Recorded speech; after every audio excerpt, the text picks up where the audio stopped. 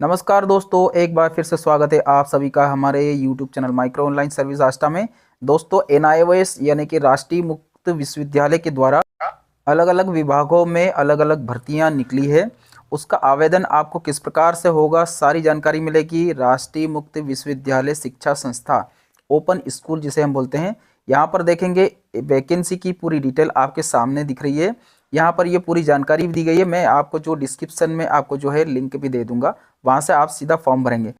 सबसे पहले हम रूल बुक को ओपन करते हैं। यहाँ पर आपके सामने पूरी जानकारी रहेगी कि कौन कौन सी पोस्ट है, उनमें कौन कौन सी योग्यताएं रहेगी, कितनी पोस्ट रहेगी, और आपको जो डिटेल है पूरी आपके सामने इसी रूल बुक के द्वारा मिल जाएगी। ये मैं आपको एक एक करके नहीं बता सकता क्योंकि उसमें काफ़ी ज़्यादा टाइम लग जाएगा। आपको ये रूल बुक की भी मैं आपको लिंक दे दूंगा, वहाँ से आप ओपन करके सीधा आप जो है इसे पूरा समझ लीजिएगा। यहाँ पर देखें अप्लाई ऑनलाइन, ये वाले ऑप्शन के ऊपर आप सीधा क्लिक करेंगे।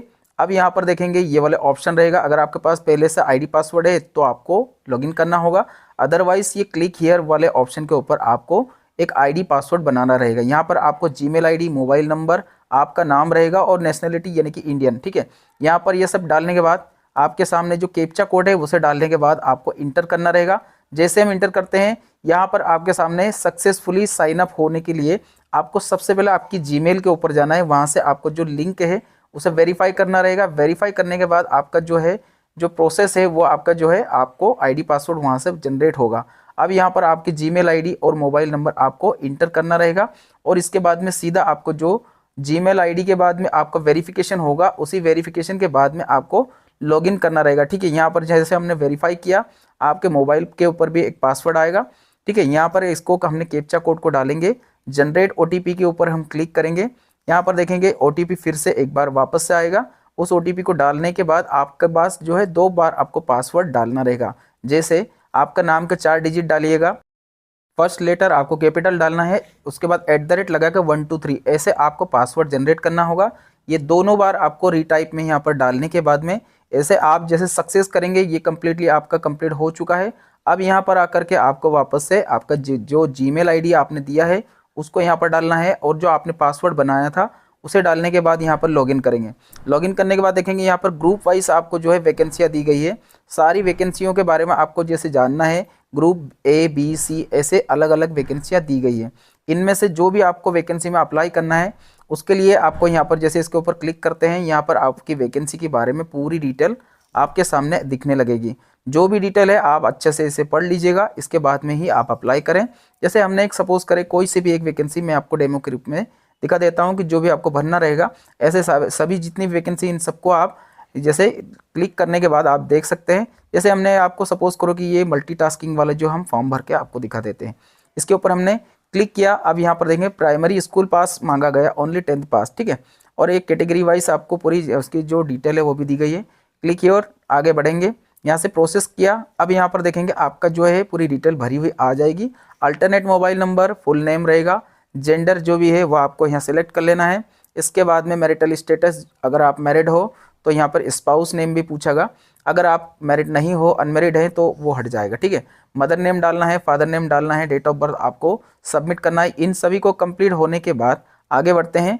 ये पूरी प्रोसेस होने के बाद यहाँ पर देखेंगे क्या आप 3 साल पहले के सर्विस में गवर्नमेंट, सेंट्रल गवर्नमेंट के द्वारा आप काम कर रहे थे, और वो भी काडरा एक पोस्ट होती है, उसी के अधीन में अगर आप पोस्ट में थे तो यस करेंगे, अदरवाइज इसे नो कर देंगे, ठीक है। यहाँ पर इसे नो कर दिया हमने। क्या आप एनआईओएस के परमानेंट एम्प्लॉय हो, अगर हो तो यस करेंगे, अदरवाइज नो करेंगे। इसके बाद में क्या क्लेमिंग फॉर एज रिलैक्सेशन के लिए आप यस अगर करते हैं अप्लाई तो यस करेंगे, अदरवाइज नो करेंगे। क्या एक्स सर्विस में आप हैं तो यस करेंगे, अदरवाइज नो कर देंगे। इसके बाद में है क्या आप जम्मू कश्मीर से बिलोंग करते हैं, और उसमें भी डेट दी गई है 1/1/1980 से लेकर 31/12/1989, ठीक है। अगर यस है तो यस करेंगे। क्या आप पर्सनल डिसेबिलिटी में आते हैं तो यस करेंगे, अदरवाइज नो कर देंगे। अब बात आती है क्या आप कौन सी आपकी कैटेगरी ST SC EWS अगर है, या फिर आपका रिजर्वेशन में नहीं है, और अगर जनरल में आते हैं तो कर सकते हैं। और इसके बाद अदर बैक, अगर आपने OBC या फिर ST SC कुछ लगाया तो सर्टिफिकेट आपको देना होगा। और अगर जनरल और इनका सारी कैटेगरीज में आते हो आप तो आपको कोई सर्टिफिकेट नहीं देना होगा। अब यहाँ पर अब बात आती है फ़ोटो की। फ़ोटो जो है, फ़ोटो और सिग्नेचर की आपको किस प्रकार से आपको अपलोड करना है। 100 KB तक आपका जो है फ़ोटो होना चाहिए। ठीक है, 100 KB आपका JPG में होना चाहिए और 100 से अधिक नहीं लेगा वो। ठीक है, इसके बाद में सिग्नेचर जो है 50 KB तक होना चाहिए। इससे ज़्यादा अगर साइज हम देते हैं तो एक्सेप्ट नहीं हो पाएगा। ठीक है, ये दोनों चीज़ें हमने अपलोड करके दिखा दी। यहाँ पर सेव एंड प्रोसेस ये वाले ऑप्शन के ऊपर क्लिक करते हैं। अब ये फॉर्म हमने जैसे इसको आगे भर दिया है, पूरी प्रोसेस होने के बाद यहाँ पर फाइनल सबमिट का ऑप्शन आएगा। आपके सामने देखेंगे ये वाली प्रोसेस हो चुकी है। अब यहाँ पर एड्रेस आपको फिल करना रहेगा। एड्रेस में फर्स्ट लाइन में आपका वार्ड क्रमांक दे सकते हो, या ग्रामीण क्षेत्र में हो तो ग्रामीण क्षेत्र का गांव का नाम दे सकते हो, और अगर आप शहरी क्षेत्र से हो तो आपका जो है आपका जो कॉलोनी है कॉलोनी का नाम बता सकते हैं। स्टेट वगैरह सब जानकारी देने के बाद यहाँ पर आपको सिटी डालना है। इसके बाद में आपका पिन कोड डालना है। ये आपका जो है पर्सनल डिटेल रहती है, यानी कि एड्रेस की।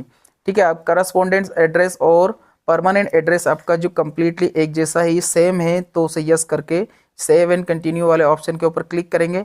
अब बात आती है आपकी एजुकेशन की।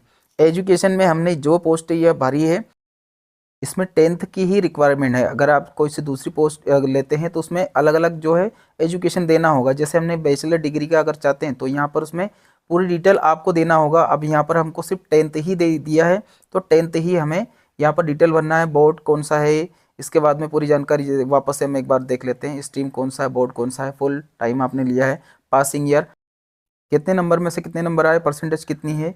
यहाँ पर अगर आप देखते हैं कि आपका जो क्वालिफिकेशन सर्टिफिकेट है वो भी आपको अपलोड करना होगा, और वो भी 300 KB तक PDF में होना चाहिए, JPG में अलाउ नहीं है। ठीक है, हमने कंप्लीट होने के बाद सेव एंड प्रोसीड करा।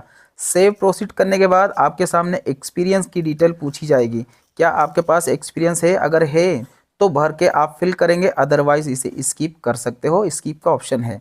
ठीक है, यहाँ पर आप एग्जामिनेशन के शेड्यूल की बात कर लेते हैं। एग्जामिनेशन शेड्यूल में आपको कहाँ कहाँ पर एग्ज़ाम देने के लिए आपको प्रायोरिटी दी जाएगी। जैसे आप मध्य प्रदेश में रहते हैं तो मध्य प्रदेश में भोपाल संभाग है, इसमें लिया गया है।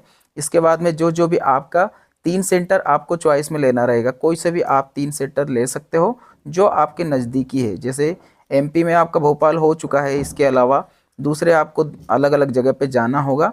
जैसे हमने लिया है भुवनेश्वर लिया है, इसके बाद में यहाँ कोलकाता। ठीक है, सेव एंड कंटिन्यू वाले ऑप्शन के ऊपर जैसे आप क्लिक करते हो, आपका जो फॉर्म आपने भरा है वो पूरी डिटेल आपके सामने दिखने लगेगी। फ़ोटो सिग्नेचर से लेकर के जो भी प्रोसेसिंग आपने किया है, एक बार अच्छे से इसे चेक कर लें।